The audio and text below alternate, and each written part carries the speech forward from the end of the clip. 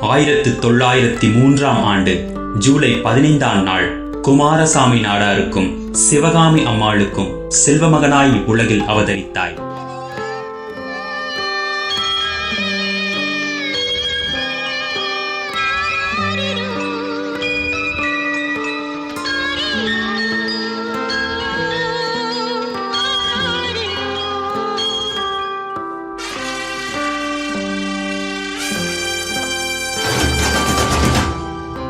தேசப்பற்றை உயிர் மூச்சாக கொண்டு உன்னுடைய 16ஆம் அகவையில் ஆங்கிலேயருக்கு எதிராக போராடி வேதாரண்யம் போராட்டத்திற்காக சிறைவாசம் மேற்கொண்டாய். நீ போராடிய போராட்டங்கள் தான் எத்தனை, நீ புரிந்த சாதனைகள் தான் எத்தனையோ.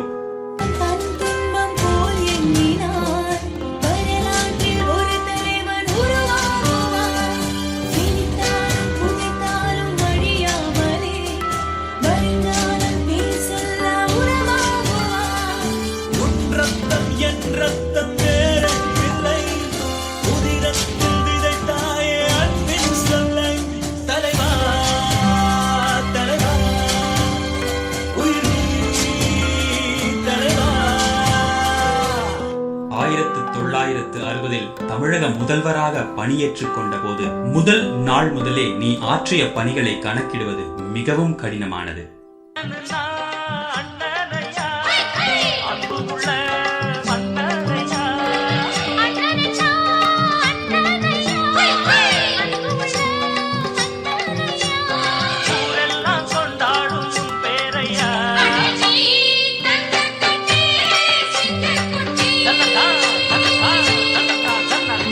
குலக்கல்வி திட்டத்தை கைவிட்டு 17,000 பள்ளிகளை திறந்து வைத்தீரே.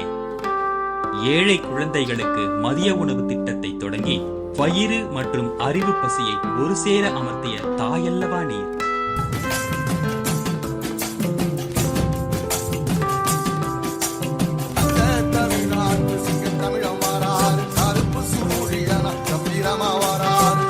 தமிழகத்தின் முதுகெலும்பாய் விளங்கும் விவசாயிகளை காக்கும் கடவுளாய் விளங்கினாய்.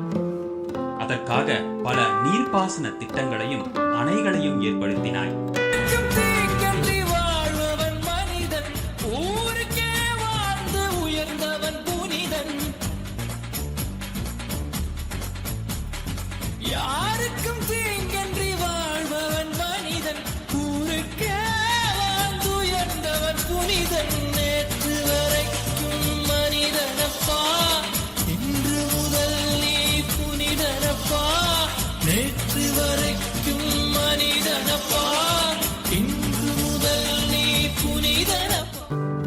மக்கள் மனதிலே முடிசூடா மன்னன் நீ.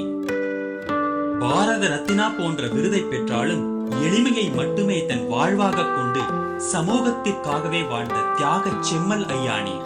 அதனால் தானோ என்னவோ உங்களை கர்ம வீரர் என்று அழைத்தார்கள். இப்படிப்பட்ட ஓர் தலைவனை தமிழகம் ஏன் உலக வரலாறு இனி சந்திக்குமா? இன்றைக்கு உந்தன் பிறந்த நாள், இன்றைக்கும் அது எல்லோருக்கும் சிறந்த நாள்.